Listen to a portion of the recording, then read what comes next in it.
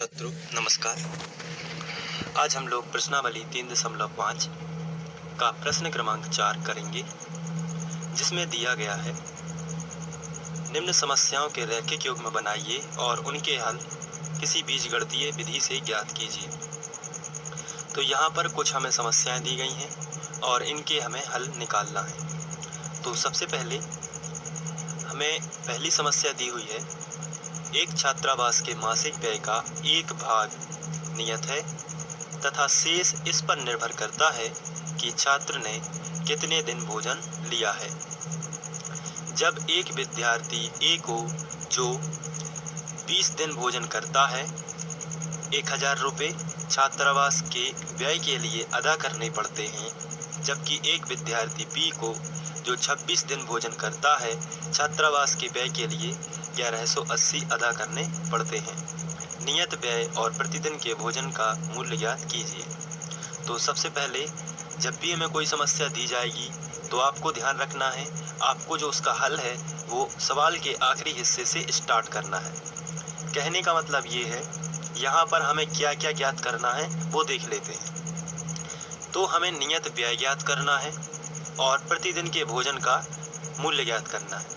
तो प्रतिदिन के भोजन का ये अतिरिक्त मूल्य है और कुछ नियत व्यय भी है, तो वो भी हमें ज्ञात करना है। तो इसको थोड़ा सा समझ लेते हैं। जैसे हमें यदि किसी विद्यार्थी के रूप एक दिन भोजन करने के लिए 2 दिन भोजन करने के लिए यदि उसमें बताया गया है, तो इसको सरल तरीके से समझने के लिए हम रफ का इस्तेमाल कर लेते हैं।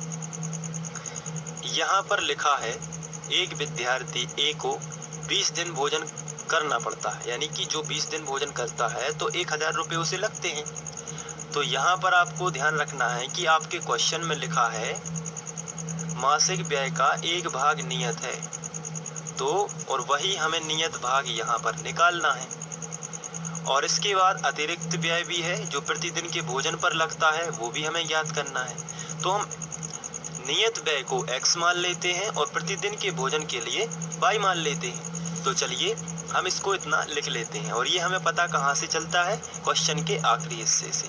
तो नियत व्यय जो है उसको आपको x मान लेना है। जो नियत व्यय का मतलब निश्चित उतना खर्चा तो आएगा ही, साथ में प्रतिदिन के भोजन के साथ कुछ पैसे और भी लगेंगे, तो वो कहलाता है नियत व्यय। तो हम यहाँ पर लिखेंगे, तो हम यहाँ पर नियत व्यय x मान लेते हैं और अतिरिक्त व्यय y मान लेते हैं। अब हमारे क्वेश्चन में दिया गया है कि छात्रावास के मासिक व्यय का एक भाग नियत है तथा शेष इस दिन पर इस बात पर निर्भर करता है कि छात्र ने कितने दिन भोजन लिया। तो यहाँ पर जो मासिक व्यय है ये तो निश्चित है, मासिक व्यय का एक भाग निश्चित है, और निश्चित हम लोगों ने क्या माना है, x। तो ये जो निश्चित भाग है वो x है, और शेष इस बात पर निर्भर करता है कि छात्र ने कितने दिन भोजन लिया। जैसे यदि छात्र ने एक दिन भोजन लिया होता तो x तो नियत ही रहता, लेकिन छात्र ने एक दिन भोजन लिया है इसलिए x प्लस क्या हो जाता, y।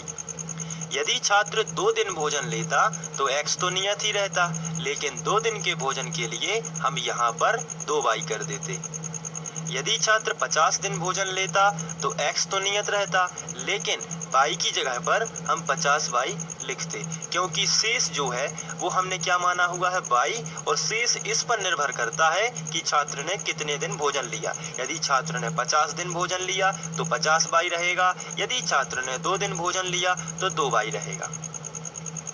इसी तरीके से यदि छात्र ने जो भोजन लिया है, वो विद्यार्थी ए ने जो भोजन लिया है वो 20 दिन लिया है, तो x तो निश्चित ही रहेगा, लेकिन 20 दिन का भोजन जो होगा वो 20y होगा, और वो यदि लिखा हुआ है इसमें 1000 रुपये लगते हैं, तो टोटल कितना हो गया, 1000 रुपये। तो ये बहुत ही सिंपल है समझना। तो चलिए सबसे पहले हम अपने हल में लिखेंगे प्रश्नानुसार।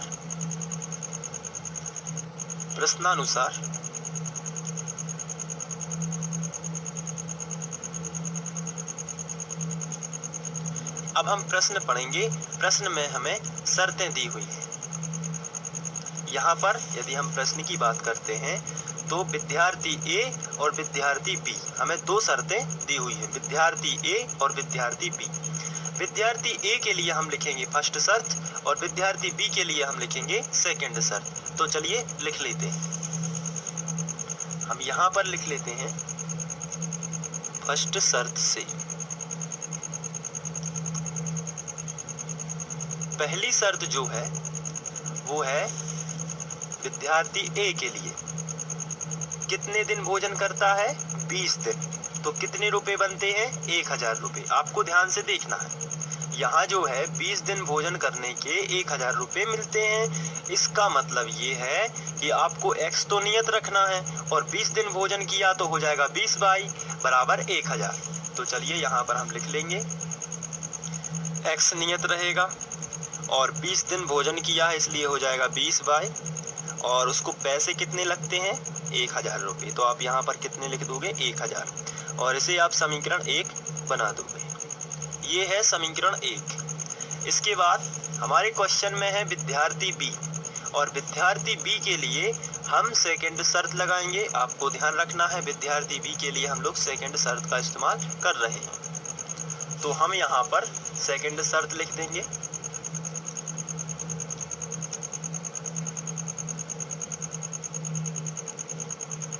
और विद्यार्थी बी को पढ़ते हैं हमारे क्वेश्चन में। विद्यार्थी बी ने कितने दिन भोजन लिया है, 26 दिन। तो आप समझ गए होंगे कि x तो नियत ही रहेगा और 26 दिन है तो 26 बाई लगा देना है, और कितने रुपए अदा होते हैं, 1180। तो आप 1180 लिख दोगे।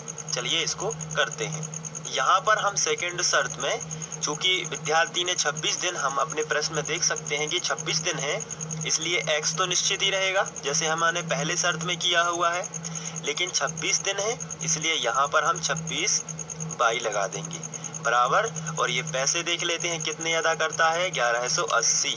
तो आप यहाँ पर क्या लिखोगे, 1180, और इसे आप समीकरण 2 बना दोगे। तो ये हमारे पास समीकरण 1 व 2 प्राप्त हैं। आप चाहें तो आप इसे विलोपन विधि से सॉल्व करेंगे। तो विलोपन विधि से सॉल्व करने के लिए हम y के गुणांकों को भी समान कर सकते हैं, लेकिन यहाँ पर आप देख रहे हैं कि x के गुणांक पहले से ही समान है। यहाँ भी x का गुणांक 1 है और यहाँ भी x का गुणांक 1 है। तो हमें y के गुणांक समान करने की ज़रूरत नहीं है, क्योंकि यहाँ पर x के गुणांक पहले से ही समान है। तो जब x के गुणांक समान है तो हम इसको सॉल्व कर सकते हैं, और हम लिखेंगे समीकरण 1 माइनस 2 से। तो यहाँ पर हम लिख देते हैं समीकरण 1 माइनस 2 से। तो जब हम समीकरण 1 में से 2 घटाएंगे तो सबसे पहले हम समीकरण 1 लिख लेते हैं और उसके नीचे समीकरण 2 लिख लेंगे। तो ये मैंने समीकरण 1 और समीकरण 2 लिख लिए हैं। अब इनको हम घटाएंगे तो यहाँ पर देखना, समान चिन्हों में हम लोग घटाते हैं और असमान चिन्हों में हम लोग जोड़ते हैं। तो यहाँ पर आप देख रहे हैं कि यहाँ पर इसका भी प्लस चिन्ह है और इसका भी प्लस चिन्ह है, तो ये तो हो जाते हैं समान चिन्ह, और समान चिन्हों में हम क्या करते हैं, यहाँ पर लिखेंगे घटाने पर। और जब हम घटाएंगे तो यहाँ पर माइनस का चिन्ह लगाएंगे, और घटाने की प्रोसेस होती है नीचे वाले सभी पदों के जो चिन्ह है वो बदल जाते हैं। जैसे ये धन का है तो इसको हम बदल के क्या कर देंगे, ऋण का। ये धन का पहले से ही लगा है तो ये बदल के क्या हो जाएगा, ऋण का। और ये धन का है तो ये भी क्या का हो जाएगा, ऋण का। इसके बाद हम नीचे एक लाइन खींच लेंगे, और लाइन खींचने के बाद हम यहाँ पर इसको कट कर देंगे। प्लस माइनस का x कैंसिल हो जाएगा। ये प्लस का 20 बाई है और ये माइनस का 26 बाई है, तो यहाँ पर माइनस का 6 बाई हमें मिल जाएगा बराबर। यहाँ पर प्लस का 1000 है और माइनस का 1180 है, तो माइनस का 180 हमें मिल जाएगा। आपको बड़ी संख्या में से छोटी संख्या घटा देनी है। इसके बाद दोनों तरफ से माइनस और माइनस कैंसिल हो जाएगा, तो हमें मिलेगा 6y बराबर 180। गुणा वाली संख्या बटे में चली जाएगी तो पक्षांतर होगा, यानी बटे में आएगी, तो 180, और ये 180 पहले से लिखे थे और 6 गुणा में है तो ये बटे में नीचे आ जाएगी। तो 6 का भाग चला जाएगा इसमें, तो 6 दिया 18 है, ये 3 बार गया और 0 ज्यों का त्यों। तो जो y का मान है वो हमें मिलेगा 30। अब ये जो y का मान है इसे हम समीकरण 1 में रखेंगे। तो हम आगे लिखेंगे y का मान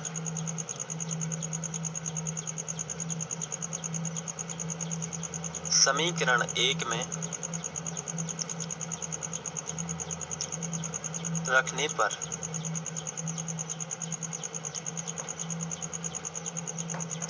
तो सबसे पहले मैं आपको देखने के लिए समीकरण 1 यहाँ पर लिख दूंगा, जो कि है x प्लस 20y बराबर 1000। अब यहाँ पर y का मान 30 है, तो आप यहाँ पर रख देंगे। तो चलिए रखते हैं, x ज्यों का त्यों प्लस 20 भी ज्यों का त्यों। y की जगह पर हम y नहीं लिखेंगे, जबकि y का मान रख देंगे। ये 30 है, यहाँ पर बराबर में मिलेगा 1000। यहाँ पर हम इसका गुणा कर देंगे, 3 दूनी 6 और 2 जीरो ज्यों के त्यों बराबर 1000। अब हम 600 का जो है पक्षांतर इस तरफ कर देंगे। तो चलिए पक्षांतर कर देंगे, x बराबर 1000 माइनस 600। तो हमें मिलेगा 1000 में से 600 चले जाएंगे तो 400।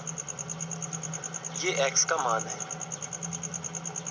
तो शुरुआत में हम लोगों ने माना हुआ था कि नियत व्यय x रुपये है और अतिरिक्त व्यय y रुपये है। तो हम लोगों ने x और y दोनों के मान ज्ञात कर लिए हैं, इसलिए नियत व्यय x का मान आया है 400, अतिरिक्त व्यय y का मान आया है 30। तो हम लिखेंगे अतः नियत व्यय हम लोगों ने माना हुआ है x और x का मान कितना आया है 400। तो नियत व्यय कितना था 400 रुपये। इसके बाद अतिरिक्त व्यय जो हम लोगों ने माना हुआ था वो है y रुपये और y की वैल्यू आई है 30 रुपये। तो ये अतिरिक्त व्यय है। तो इस तरीके से आपको करना है।